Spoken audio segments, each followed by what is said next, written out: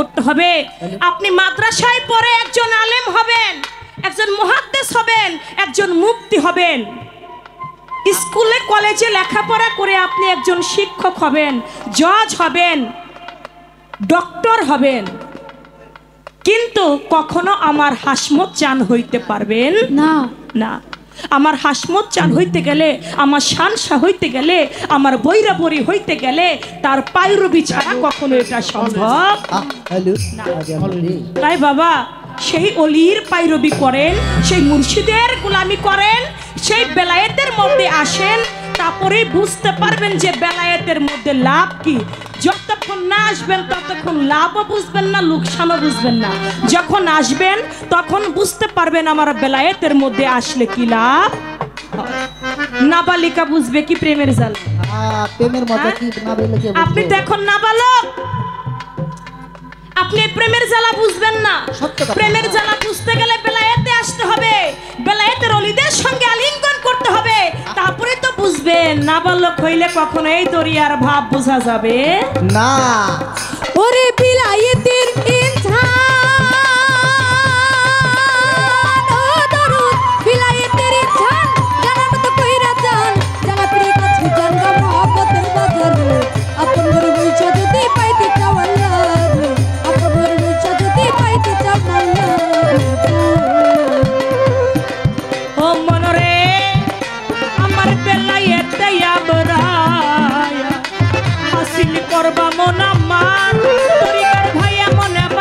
করো বলি তোমারে, ওরে এমন আবাদত করো বলি তোমারে, ওরে এমন আবাদত করো বলি তোমারে।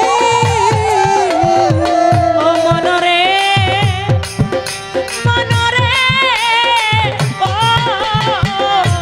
মনামা, আমার বেলায়েতে আবরা হাসিল করবা মন আমার, এমন আবাদত করো বলি তোমারে।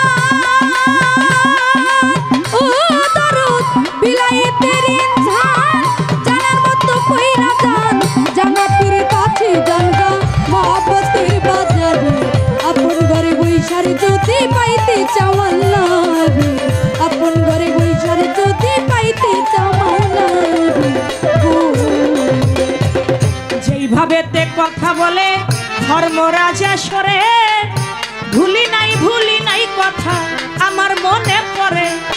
ধন্য বাপের পুণ্য বেটাই আমি ধন্যবাদ দেই তারে, যেইভাবেতে আমার কাছে জিজ্ঞাসা না করে আমি বাকি কিছু রাখবো না, বাকি কিছু রাখবো না, বাকি কিছু রাখবো না, করবো কথার বর্ণনা, বাকি কিছু রাখবো না।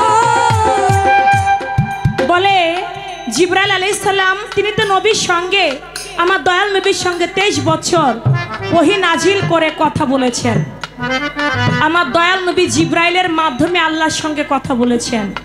আর আল্লাহর ওলিগণ যারা, তারা ডাইরেক্ট কথা বলে আমার আল্লাহর সঙ্গে, সেটা এলহামের মাধ্যমে।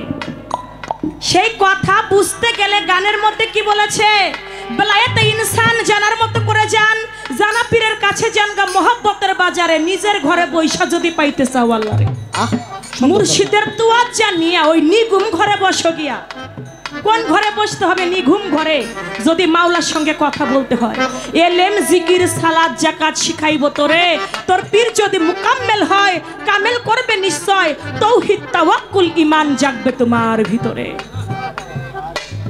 বেলায়েতে কুবরা কায়েম করছে যারা মজবুত থাকিয়া নিজের ঈমানটার পরে, কাল ভয় চৈতন্য মানুষ নয়, সে সামান্য জনম ধন্য করছে গিয়া ওলি আল্লাহর কাতারে। বেলায়েতে আবরার হাসিল করবি মন আমার, এমন ইবাদত করো বলি তোমারে। এই যে ইলহামের ইবাদতটা শুনেন, যেমন আল্লাহরে তুমি দেখতেছো, দেখা নামাজ পড়তেছো, ওই রূপ যদি না পারো আমার আল্লাহ যেন দেখে তোমারে। বেলায়েতের অলিগণ যারা, তারা মুরাকাবা মুশাহেদায় বসে মাওলার সঙ্গে কথা বলে, এমন ভাবে তারা মিশে যায়, তখন তাদের দেহটা আত্মাটা একাকার হয়ে যায়। ওই যে আয়না বিবি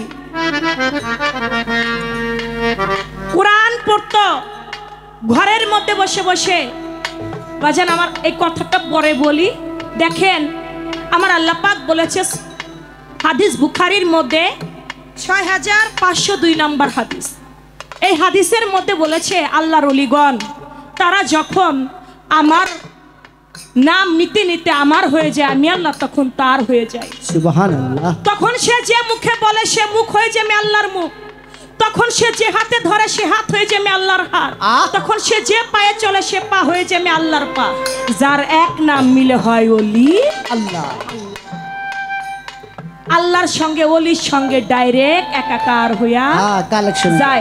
এই জন্য বলেছে বাবা গুরু কবু আল্লাহ নয়, আবার আল্লাহ হতে জুদাও নয়। আল্লাহ একটা পাওয়ার, একটা শক্তি, ওই শক্তিটা গুরু মানুষ না, ওই শক্তিটা গুরু অর্জন করে, আমার হাসমত চান অর্জন করে, এর জন্য আল্লাহ প্রাপ্ত তিনি হয়ে গেছে। এর জন্য তার মুখ দিয়ে যে কথা বলে ওইটাই হলো আমার আল্লাহর কথা। ভক্ত যারা তাদের জন্য এই কথা, অভক্তের জন্য কখনো এই কথা হবে না। আয়না বিবি ঘরের মধ্যে বসে বসে কোরআন পড়ে, এদিকে আল্লাহর ওলি জুনায়েদ বুগদাদি ওই রাস্তা দিয়ে যায়। দেখতেছে একটা কোরআন পড়ার সুর শোনা যাচ্ছে। আয়না বিবি কোরআন পড়াটা বন্ধ করলেন, দেখে বেড়ার একটা ঘরের বেড়ার একটা সাইড দিয়ে যেন নূরের আলো আসতেছে। আয়না বিবি লক্ষ্য করে মনে মনে চিন্তা করে কে আছে ওই ঘরের পাশে, আমার মনে হচ্ছে কারো অনুভূতি আমি পাচ্ছি। কোরআন পড়া বন্ধ করলেন, বন্ধ করে ঘরের বাহির হইলেন, গিয়ে দেখে একজন আল্লাহর ওলি দাঁড়িয়ে আছে। বলে কে আপনি? বলে আমি জুনায়েদ বুগদাদি। বলে আপনি এখানে কি করেন? বলে আমি এখানে, তুমি কত সুন্দর করে কোরআন পড়ছো মা, আমি তোমার কোরআন পড়া শুনছি। তুমি কি মা বায়াত হইছো, মুরিদ হইছো? বলে না বাজা। কই মা যতই তুমি কোরআন পড়ো, যতই হাদিস পড়ো না কেন, তার 4 পয়সারও মূল্য নাই যতক্ষণ না পর্যন্ত কামেল মুকাম্মেল একজন মুর্শিদের হাতে হাত ধরে আত্মসমর্পণ না করবে। বলে আমি কোথায় যাব? আপনি তো জুনায়েদ বুগদাদি, আপনি তো বাগদাদের মধ্যে একজন আল্লাহর ওলি, আপনি যদি আপনার হাতে আমাকে বায়াত গ্রহণ করাইতেন আমার জীবন ধন্য হয়ে যেত। বলে ঠিক আছে। জুনায়েদ বুগদাদির হাতে হাত রেখে আয়না বিবি মুরিদ হইলেন। আয়না কে ছিল? শ্রেষ্ঠ একজন মাওলানা ছিল, যার নাম ছিল মনসুর হেল্লাস। প্রতিদিন রাত্রে বেলায় 200 রেকাত 300 রেকাত নামাজ না পড়ে মনসুর হেল্লাস ঘুমাইতো না। মস্ত বড় মাওলানা ছিল। যখন গুরু নাম আয়না বিবির অন্তরে জাগে, আয়নার ঘরে থাকে না, রাত্রে বেলায় অধিক রাত্রে বেলায় ঘর থেকে বের হয়ে যায়।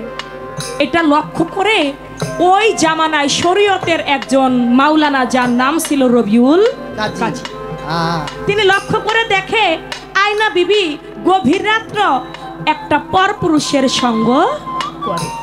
মনসুর হেল্লাসকে বলে, ও মনসুর, তুমি মসজিদে নামাজ আদায় করো, 200 রেকাত 400 রেকাত নফল নামাজ পড়ো, ওক্তীয় নামাজও পড়ো, তুমি একজন মাওলানা বটে, কিন্তু তুমি তোমার ঘরের খবর রাখো না, এটা তো মনসুর ঠিক না।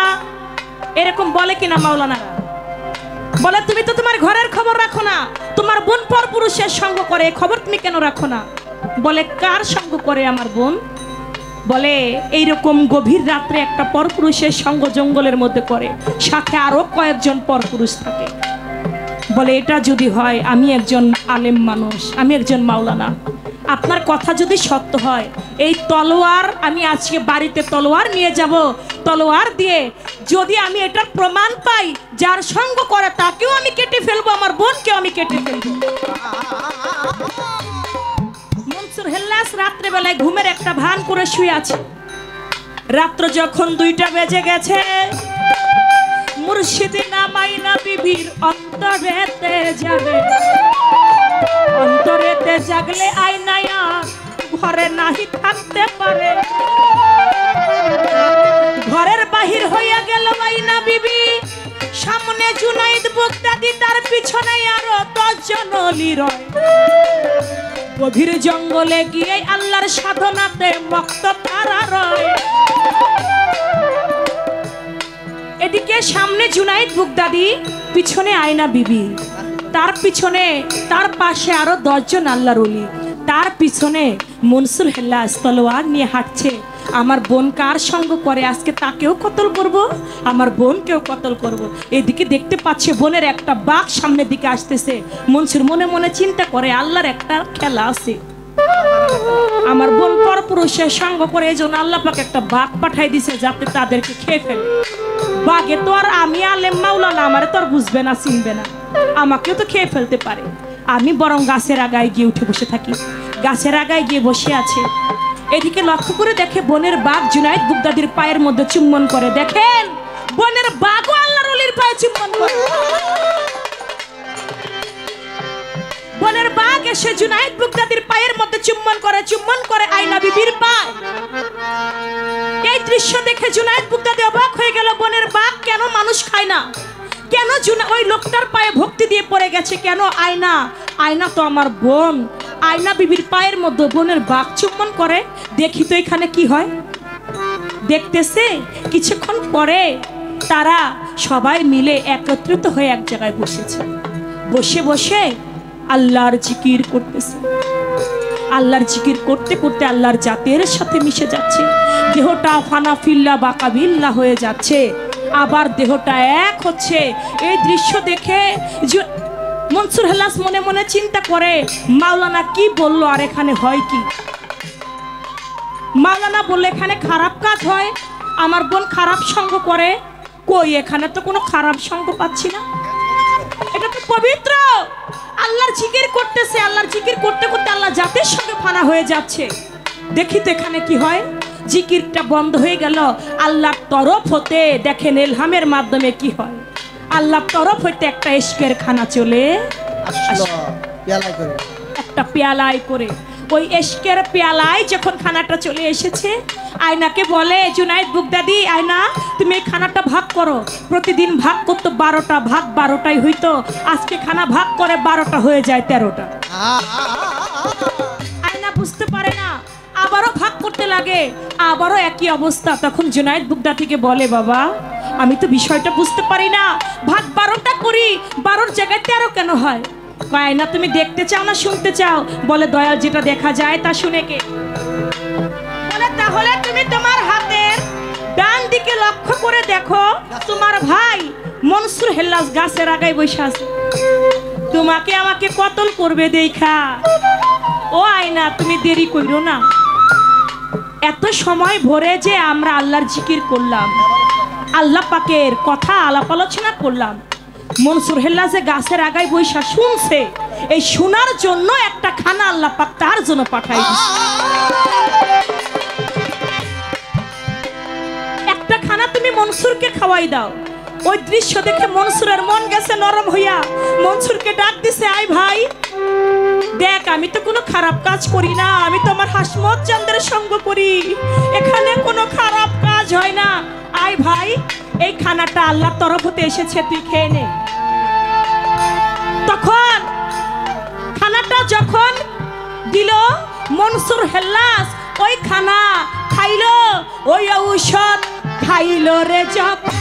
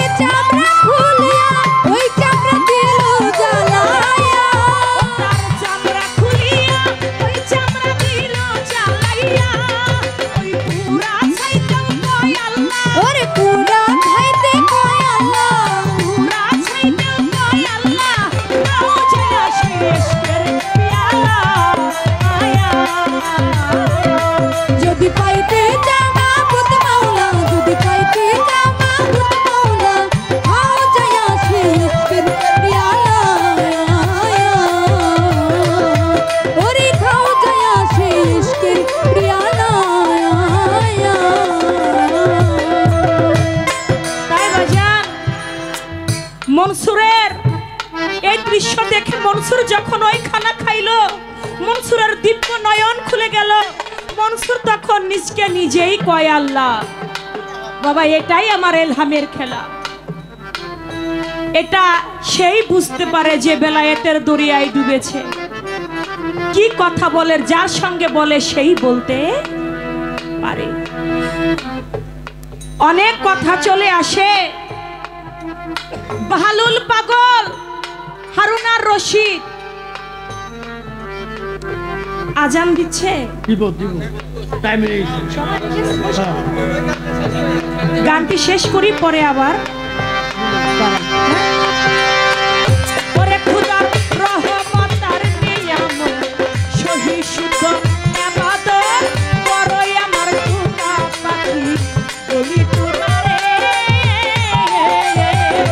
আমার আল্লাহর রহমত নিয়ামত সহিষ্ণুত ইবাদত বলি রে খুদা পাখি বলি তোমারে। সরকার রশিদের হয় কপাল বন্ধ,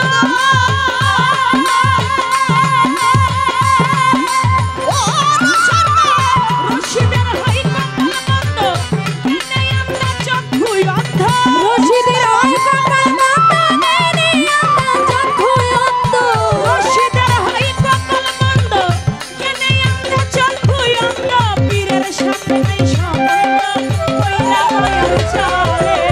নিজের ঘরে বৈশারে যদি পাইতে চাও আল্লাহ রে, আপন ঘরে বৈশা যদি কথা কইতে চাও আল্লাহর সামনে। ওরে বিলায়েতের ইনসান ও দরুদ বিলায়েতের নিশান জানা মতো কইরা যান, জানা পীরের কাছে রে জানা মহব্বতের বাজারে। নিজের ঘরে